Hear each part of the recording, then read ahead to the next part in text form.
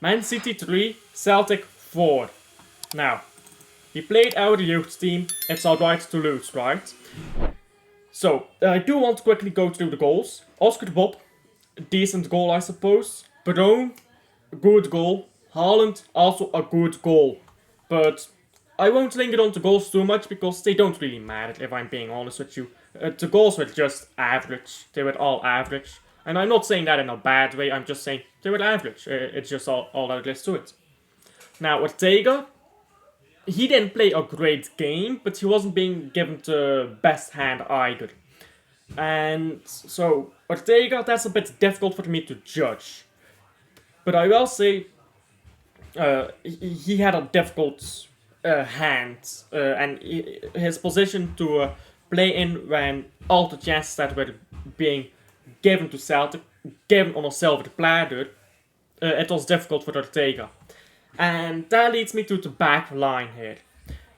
Asbrand, Mbete, and Simpson Busse, which is how I believe you pronounce it, but I might be wrong. All three of them are garbage. And I've seen a lot of Manchester City fans trying to defend them. This is this is the worst defending that I have seen by a Premier League team ever. Like, ever. It was simply terrible.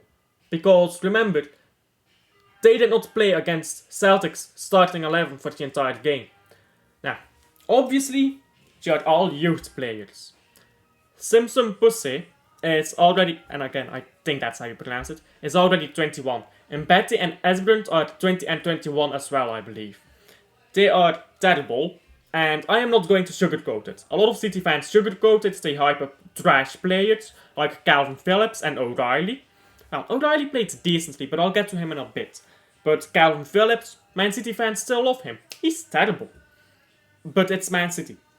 And we always give praise where it is not due. I want to see none of these three players play for Manchester City at the end of the season. Pre-season, it's fine, because I don't care if you win or lose in pre-season. But I don't want to see them play for Manchester City outside of pre-season. Then Calvin Phillips. I'm very surprised he was even given 10 seconds, because I hate that bastard with a passion.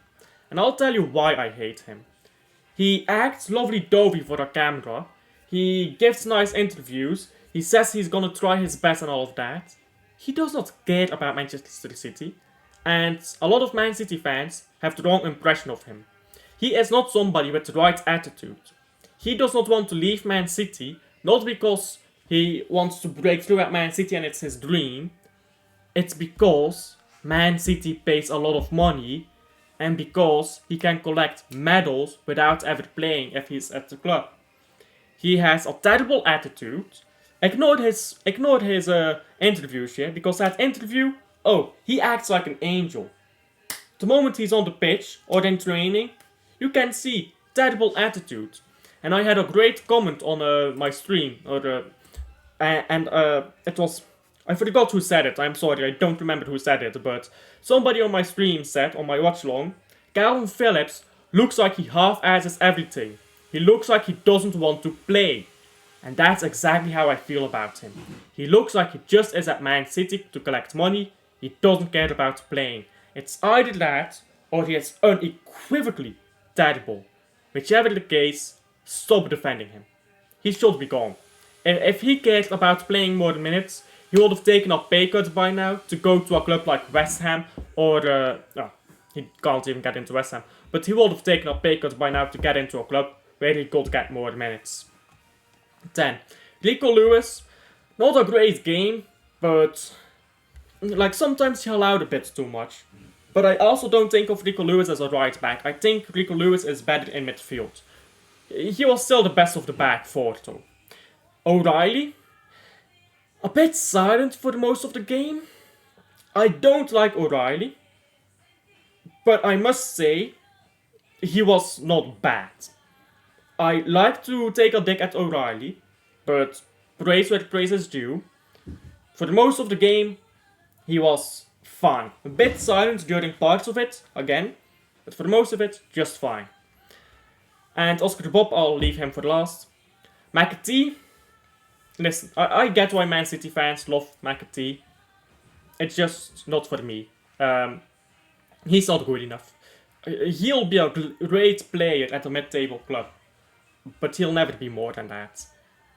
We are better off getting in a new player, the likes of Dani Olmo maybe. So I don't like Dani Olmo that much, but you know what I'm saying, like Dani Olmo, or if he can, Florian Wirtz, then keeping McAtee.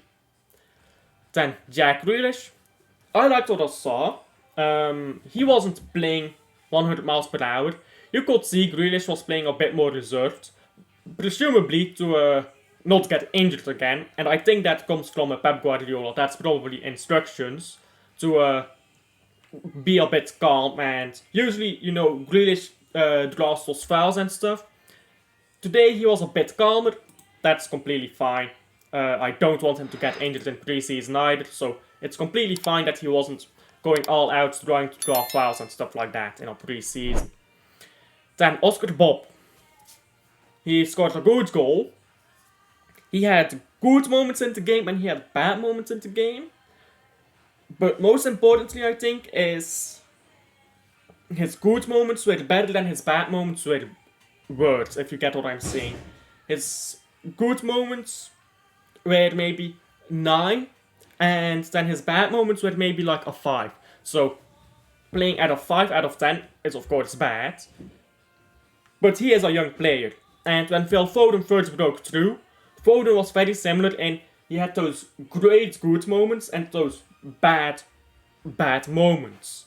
So I think Oscar Bob, I can see where he is going.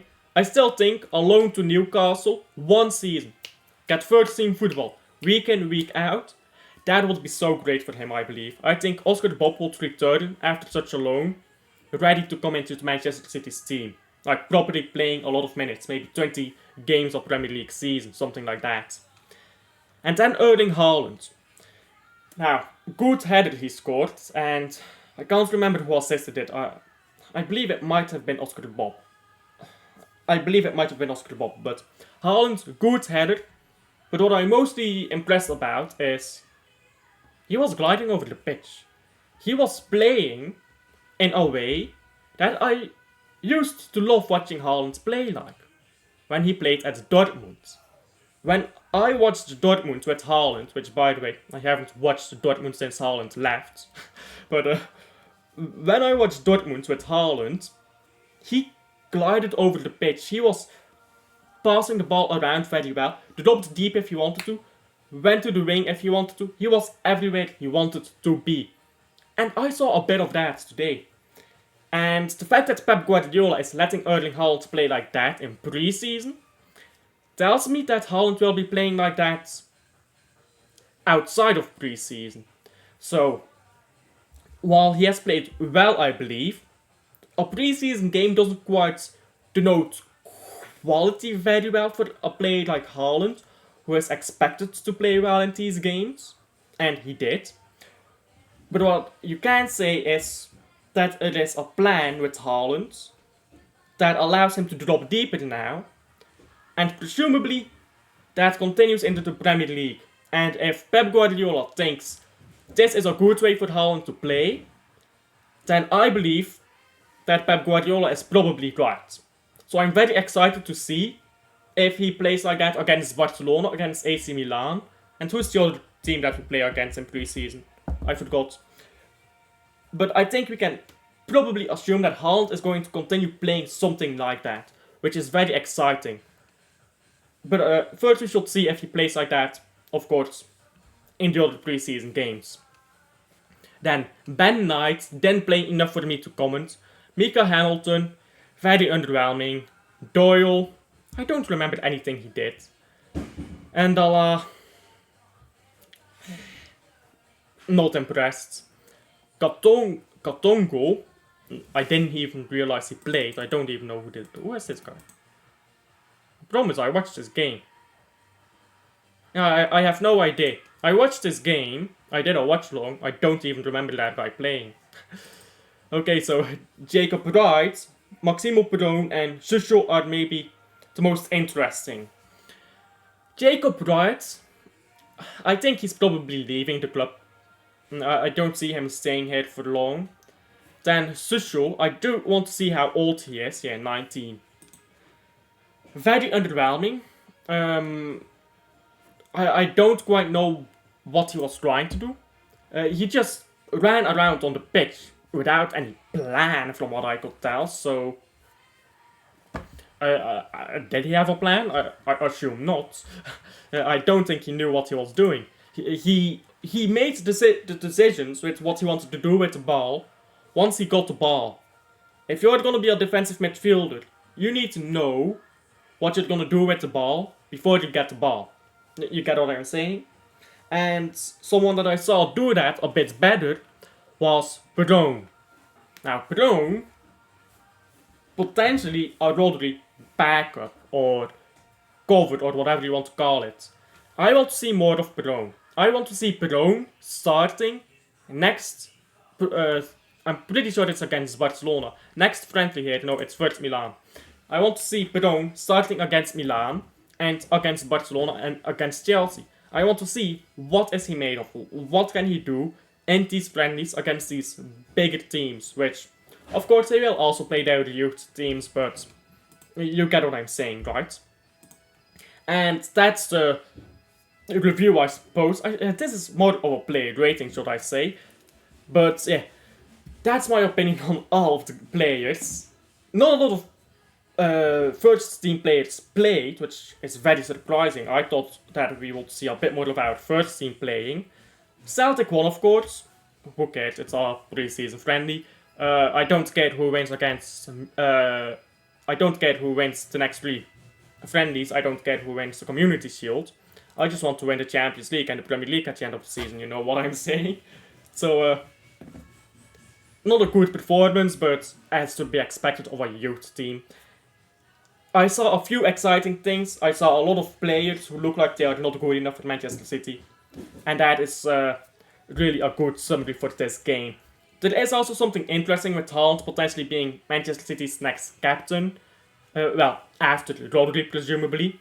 I don't think that's happening, but tell me, do you think Erling Haaland is next Man City captain? What do you think about all the players? And yeah, thank you for watching to the end. Like and subscribe if you're new to the channel, helps out a ton. I'm 1 subscriber away from 135, which was my monthly goal at the 1st of July, and wait, the 24th of July, so you guys are moving really good. Thank you guys so much for all the support. And yeah, I'll see you guys on the next one. Bye.